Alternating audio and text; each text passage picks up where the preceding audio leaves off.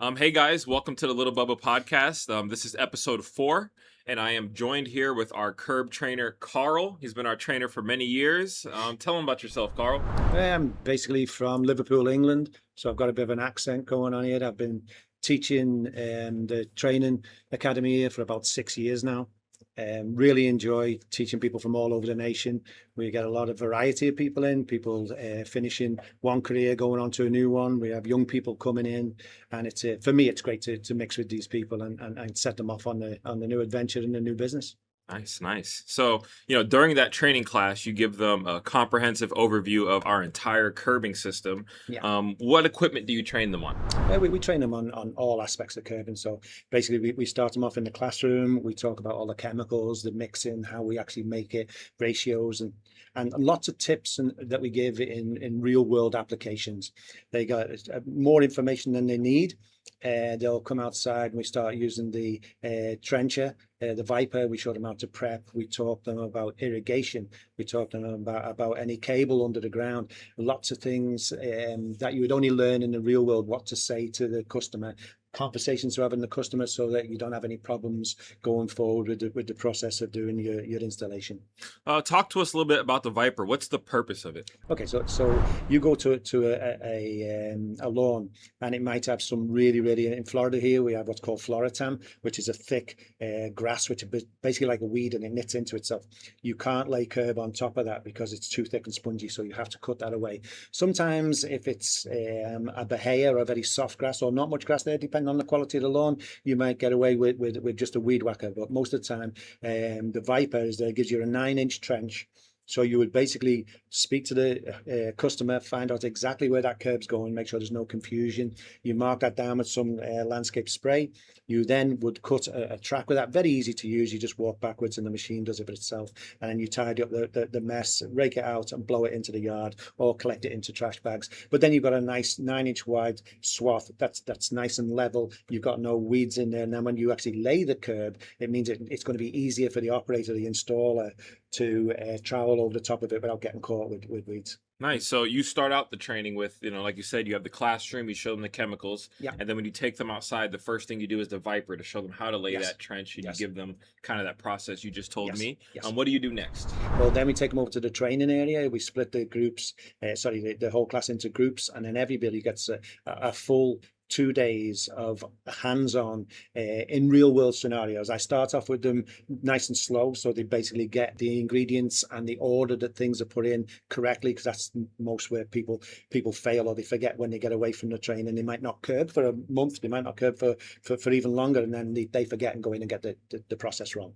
So we instill in them the exact order that things go in, and then as the days go on, I instill them a fact of getting a bit of an urgency about doing it, making sure your production is running in a manner that you're not taking too long. Because I'm very mindful, a lot of them, obviously in Florida, the heat really gets to installers.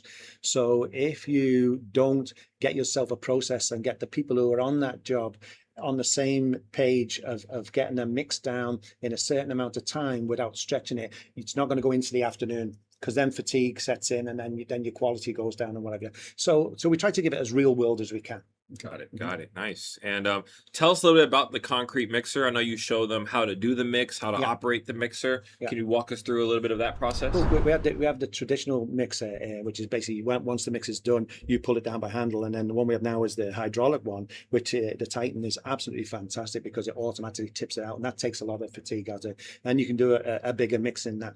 It's a super reliable machine, but we also, not only about just using the machine. Machine is flick a button, couple of levers. It's not very technical at all, but we also give a lot of safety aspects, because the last thing you want is anyone having an accident on site or on the job that they're going on. So we also teach them not only the machinery, how it works, the quality, how to look after it, how to maintain it, but also the safety aspects as well. Yeah, it's very important. You got to stay safe. There's a lot of machinery there, and Yeah. there's a lot of accidents that can happen. So it's good that we show them the safe way to operate the business. And a lot of people, like I say, they come from different walks of life. They might have been a salesman for 20 years. They don't understand about not getting your hands inside a mixer. So it's a full comprehensive course that covers all aspects, including safety. Nice. So obviously you have to show them how to put together the perfect mix. Mhm. You just talked a little bit about that. So once the mix is complete, What's the next step? Okay, so then we take it out and we put it into the wheelbarrow. We have our automated wheelbarrow, and we take that to a site that's covered, and then we let them run samples out. We go through all the stamps that go in their package, and basically from start to finish, from laying it out, putting the curb film on there, which helps troweling easy. And some people are very nervous when they first start because they've never done this before, and it's great to see after literally an hour, and they've got this down. They've got the first 15 or 20 feet down and the big smiles on their face. So it's exciting. It's good to see them. And then it sort of gives them, they've made that investment, and it's our job to make sure that they get that return on that investment. So we do everything we can to make them comfortable. And laying curb is not rocket science, but I understand it's a little bit intimidating at first. So we get them right over that, and very, very quickly they're happy that they're laying in. It's easy to do. It's not a difficult job, Nice. So once you get it into the wheelbarrow, obviously they take it over to our training section where they actually lay the curb, Yeah. and you teach them how to actually operate the curb machine, Yes. which again isn't too complicated. It's pretty No. simple. But can you walk us through the process of Yeah, actually laying the curb? We basically we do a full overview of the Lil Bubba, and we give tips and tricks of how to use the Bubba, because if you've never used a machine like that before, it can get stuck on something. You might be going uphill. So we go over the whole aspects where we wind the wheels up. So if you're on an angle, we tell you what to do. If you're on an angle this way, if you're on an angle this way, if you're going forward down a hill, if you're going up a hill. Throughout the day, we go through different scenarios. We give you a full oversight of all the things you will hit once you get out into the industry. We also show you how to do outside corners. We show you how to do inside corners. And this is all a hands-on thing, so everybody gets to have a go with this. We show you how to make the rain drains that we incorporate in our curb that are at the bottom of downspouts. We show you how to make that. And then later on in the afternoon, we go over in detail. And one of the hardest things that new curbers find is to do tree rings or circles. So we go over that, and I give them the same again, lots of tips and tricks. And throughout every class, we always make sure they have a full pamphlet, that they've got everything in there that they need, that you can look back on. But I also make them handwrite little notes in, because there's nothing like your own handwriting to remember. But I've been curbing for 19 years, so I've made all the mistakes. Yeah, so yeah. I don't want them to do the same. So that's what Nice. we're doing. And when it comes to finishing the curb, once the curb's extruded out of the machine and they have the actual concrete curb laid on the ground, what do you show them in terms of finishing that curb? Okay, so finishing, then we go over the sealing of it, how we do two thin coats of the sealer. We show them how to mix the sealer with the thinner, and there's also a knack of how to spray the sealer as well, so you're not spraying that over the grass and what have you. So we go over that fully. When they've done all that, we actually cut ours into samples, and then our students can take them home. I encourage them to go and make their own samples, which is always better because they're hands-on making that themselves. But by the end of the 3 days, they do the marketing, they do the 2 full days hands-on. People are pretty damn confident and itching to get out and go and lay some curb then. For sure. And tell us a little bit about the cleanup and the maintenance. There is curbing can get quite messy, especially if you're not prepared for it. Yes. So what would you say to people in terms of the cleanup and maintenance? Yeah, I always instill in the fact from the very first job I ever did. It was a fairly big job, and I actually had my instructor come out and do it for me, and I give him all the money for that so that I could learn on it, because I was more bothered about doing the job right. We did a great job. I think it was 150 feet. I knew the homeowner was putting it in. I had the homeowner write the check to my trainer, and I know exactly what I'm doing now.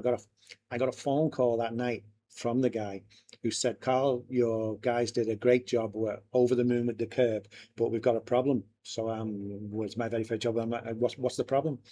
He said, when we went out, one of your guys left a Coke can on the yard. And I was waiting for the joke. It wasn't a joke. He was offended that we left a Coke can on there. But it was a good lesson to learn, and I instill this in all the students. Don't be smoking on the job. If you got lads are there, lads like to show the tattoos. Be professional. Have your workwear on with your company logo on. Don't smoke on the job. Don't swear on the job. Don't leave any cigarette ends. Don't leave any Coke cans. And these are things that people don't even think about, but they're important in the big picture. You're trying to create an image so that these people will then recommend you and get more work, and that's how curbing works. So we instill a lot about the cleanup. Making sure everything's tidy. Make sure you put a tarp out the back there of your machine, and make sure everything's tidied away. Do not wash things into the gutters in case colour changes the guttering in, and the HOAs will give you problems. So yeah, we go over all the setup and cleanup and give everyone the information that they need. Yeah. Nice. And like you just said earlier, you've been curbing for about 2 decades now. Tell us the name of your business. So Awesome Curbs. Awesome Curbs, and you operate here in Central Florida, right? Yes, I curb every weekend. Nice. So with someone like you who has like a wealth of experience in curbing. What are some of the most common mistakes that you see new operators make? Okay, so a lot of them will not listen to the homeowner. If a homeowner says that they want slant curb, you go with the slant curb. If they want Moroccan, you go with Moroccan. Not listening to the colours, not explaining the colours properly, and I'm basically rushing the job. Operators have been out there for years. You see a job and you go, you can tell straight away it's been rushed. But I tell my homeowners, nobody does a perfect work all the time. If you make a mistake, own up to that mistake, go back, rip it out, and put a proper job in. There's nothing like that, a real nice installed job, because that is your calling card. And it's so important to just not skip through. If you make a mistake, own up to it and put it right. Well, along that same vein, how would you say like someone can improve their speed when laying down curb without sacrificing quality? That's just experience. You know, you're going to have to learn as you go along, but always be mindful is that you want to get that down on the ground and you want to get it sealed, especially in Florida as well, because of the weather, because we have the rains in the afternoon as well. But that comes in time. I just have them in the mind knowing that, you know, you need to push this on and not, you know, it's not a case of rushing the job. It's a case of getting it done efficiently and professionally. Nice. And how long would you typically take it takes for a fresh student from the Lil Bubba Academy to become a confident curber? Oh, we've had people come right out the door and lay the very first job, and it looks amazing. Nice. So really, the only ones that would struggle are the ones a little bit nervous. People who have never had a trowel, they might need a little bit more time. And I tell them to go home, put some plastic on the driveway, and start making some samples and get ready. You know, don't just jump out if you're not confident enough. But we've had people leave literally days after the class and they send me pictures and I'm like, wow, looks amazing, like, which is great. Yeah. So I bet you wish you had some training like this when you first started. Oh, hell yeah. Yeah, that's awesome. Well, 19 years in, I think I've got it now. There you go. And my last question for you, what advice would you have someone first starting on their first job? Let's say they have a job scheduled tomorrow and they're kind of nervous, like you said, you know, you paid your instructor to go out there and do that work. Yeah. What would you say to that person who has their first job tomorrow? Just be confident. Be confident. Go there with confidence. Don't promise anything that you can't do, and make sure everything that you offer that person, that customer, you come up trumps and give them everything that they wanted. If you do the job right, you're going to get referrals, because you're going against plastic edging, scallop stuff from Home Depot, Lowe's, the big box stores, and that move. You're putting down. It's not like I say to my students a lot of them come from landscaping backgrounds. So you'll cut a lawn, you'll edge it, you'll trim it, you'll blow it, you'll do the shrubs, you'll spray for weeds, and then you could get a phone call saying there's one weed in my bed. Different with curbing. You do a job, people come out, they're absolutely over the moon because now it's something nice, it's done, it's finished in one day. They can't wait to give you the check and pay you up. So the way you do that is to make sure that your quality is always the highest, and then your referrals will just come, they'll come. So be confident and do the job right. There you go. So your reputation is huge in this business. It's everything. Yeah. Awesome. Well, thank you so much for sitting down with us, Hey, Karl. no problem. Yeah, we really appreciate the wealth of knowledge you've shared with us, and you're a great asset to the team as you get all of our new curbers trained up and ready to get into the business. So thank you, I Karl. enjoy it. Yes, That's sir. what matters.